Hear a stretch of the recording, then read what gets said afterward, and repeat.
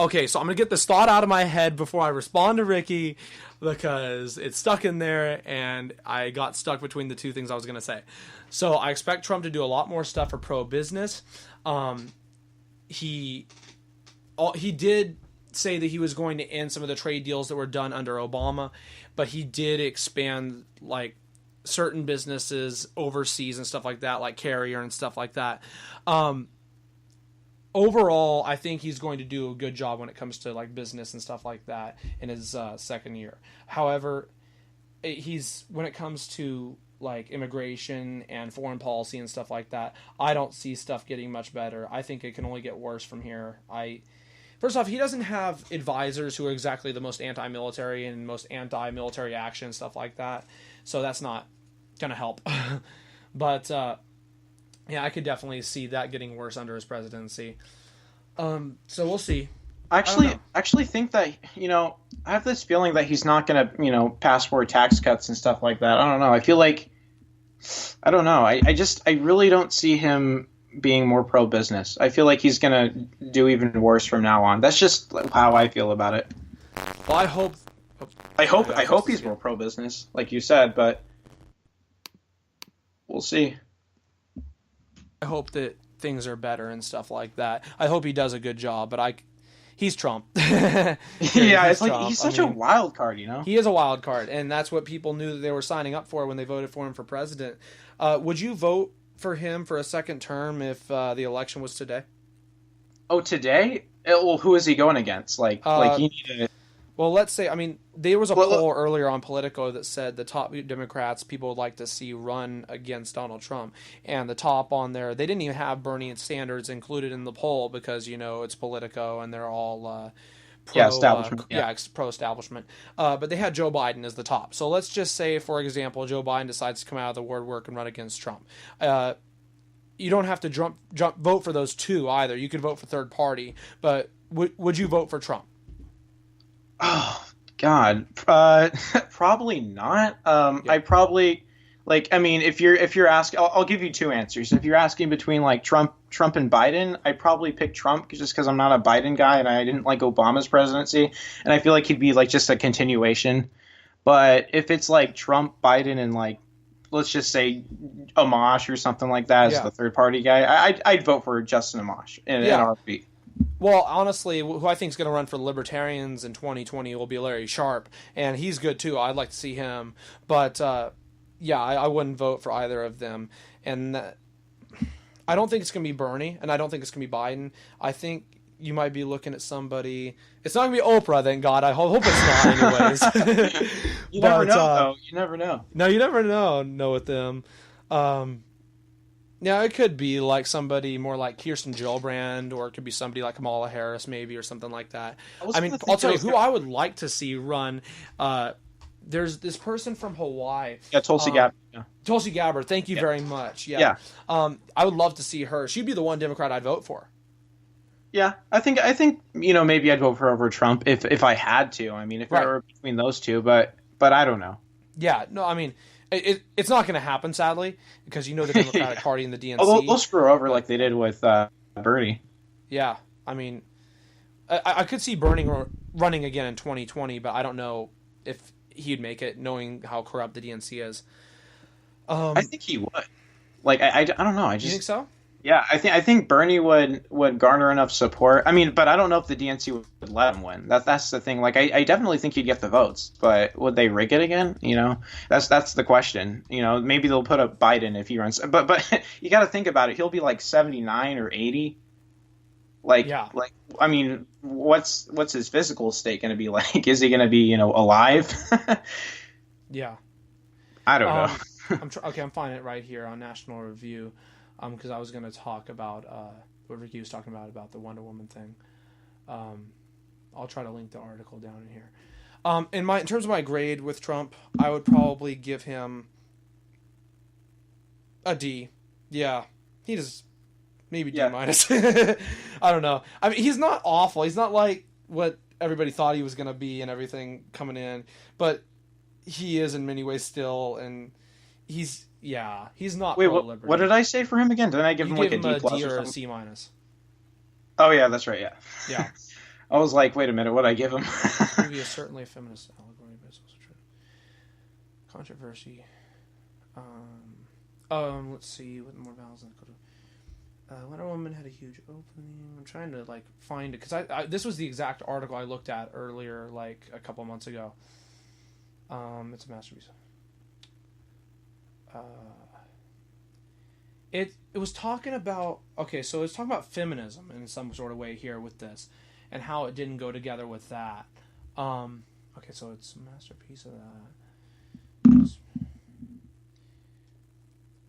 It had something to do with it says certainly feminist allegory.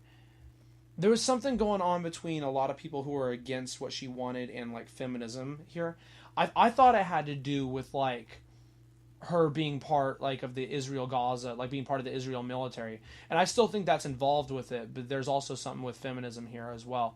The main thing I saw was because she was part of the Israeli military and stuff like that, and a lot of people are on the left are pro-Gaza and pro-Hamas and stuff like that. So that was the main criticism, but the other one had to do with feminism. My bad. Sorry, I got it mixed up between that and war and stuff like that. Apologize there.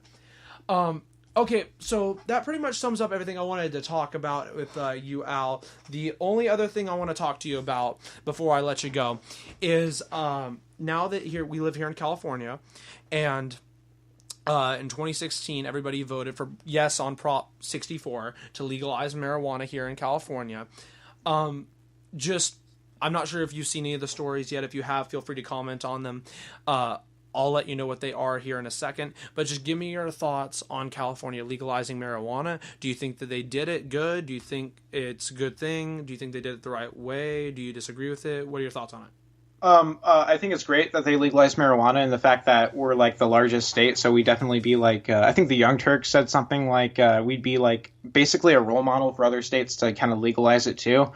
I don't like the way they legalized it, how they put a lot of regulations on like, businesses and stuff like that. So it's like it would almost be better if we didn't legalize it. I saw some argument like that. I heard it's more trouble to actually legalize it because I don't remember the reason why, because I'm not too into like the marijuana legalization thing, but I heard that there's an argument that if we did, it would actually be better if we didn't sign yes on that proposition. Yeah.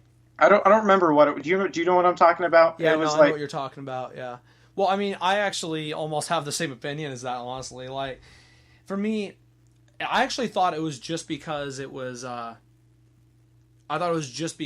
Oakland and San Francisco, and knowing that they have high tax rates and everything there is crazy. But actually, almost across the entire state, you have obviously the state sales tax of 7.25%. But you want to take a guess? I'm going to let you take a guess if you don't know. Take a guess how much the tax is on marijuana if you're getting it at a dispensary. You know what? I wouldn't even know, because throw a number out there for me. I want to see how close you get. I don't know, like 13%. I don't know. Oh yeah, good guess. Not quite. Ready for this? 34.25%. That's the tax.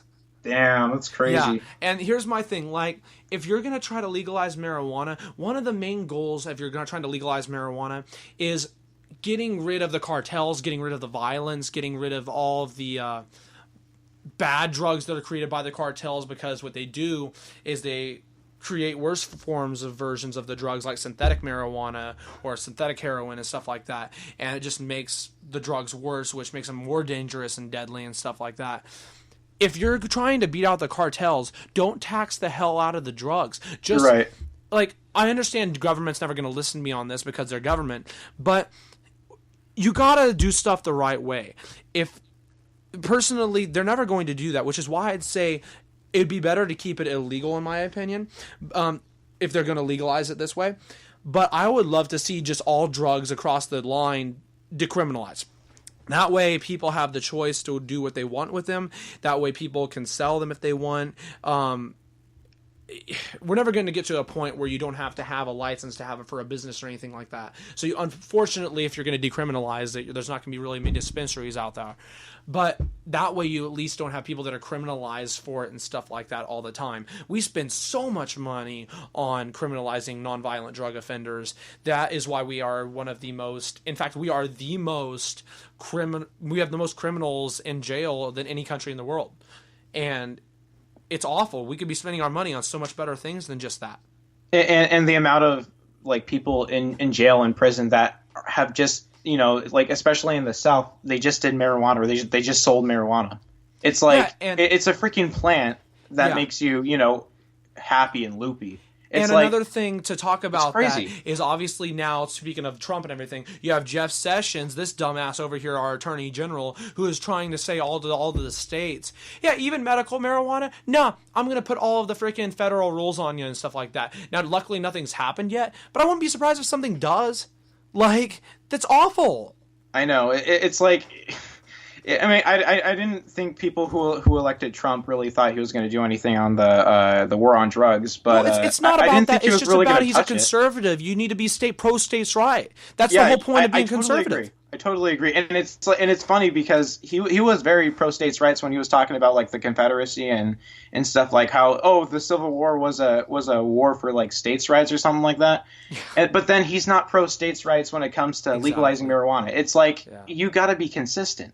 Right, exactly. I mean, there's so many people who are helped by medicinal marijuana that have terminal illnesses and everything. Like, if they did not have THC oil or did not have cannabis, they would literally not be able to survive. A lot of progressives always talk about if you don't, have universal health care, we have people that are going to literally die and stuff like that. In this case, you are literally going to have people that are going to die. Period. Yeah. And it's like, it's just ridiculous. I mean, freaking marijuana is still Schedule 1, right? Yeah. It's ridiculous. I mean, we're not even talking like the hardcore drugs like heroin and like, crack or whatever. We're talking marijuana, literally harmless, pretty much. I mean, as long as you're like, 25 or older, I think it doesn't have an effect on you at that point. But... I mean, like, what's the difference between that and like booze or cigarettes? I mean, cigarettes are. I much rather take a hit of marijuana than to smoke cigarettes. Right. 100%. It's like how if you're gonna criminalize marijuana, you might as well criminalize fast food or or anything that's bad for you, right? Caffeine, I mean, because the government cares about high fructose corn syrup. Yeah, it's like the government cares about our health, right? That's why they're criminalizing it. So let's criminalize everything that is bad for you. Let's stop. It's a crisis. You just mentioned it. It needs to be a public health issue, not a criminal issue. Exactly. It's like I just don't see the logic behind criminalizing marijuana. Or any drug, for that matter, in my opinion. Right. No, I agree. I'm just saying, but like specifically marijuana, it's like how does it's not even a debate at this point. It's like we're never going to end the drug war in this country because people can't even get over this as an issue. They try to make marijuana an issue, and it's going to still be an issue for another 20 years. We're not even going to get to talk about all the other drugs until maybe 2100. Like that's how big of a problem it is. When we created the drug war, we created the worst monster that we will ever see in this country. Didn't you see that California, I think, for one of their propositions, they want to legalize shrooms? Really? No joke. I'll vote for it. Yeah, I know. I think it's crazy. It's like it's like such a it's such a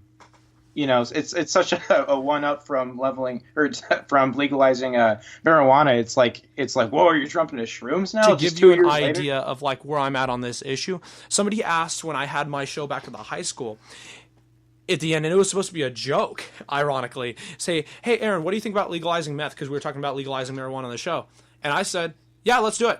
I said, yeah, why not? Agree. I was like, why not? Do you really want to put people in prison for this? And people were just like, they were just shocked I said that. And I'm like, what? I mean, but honestly, how could you argue against that? Do you really think the government, like, do you really think that they would help with someone's, like, crack addiction or something like that? The fact that people think that the government is here to help people like personally, it's ridiculous.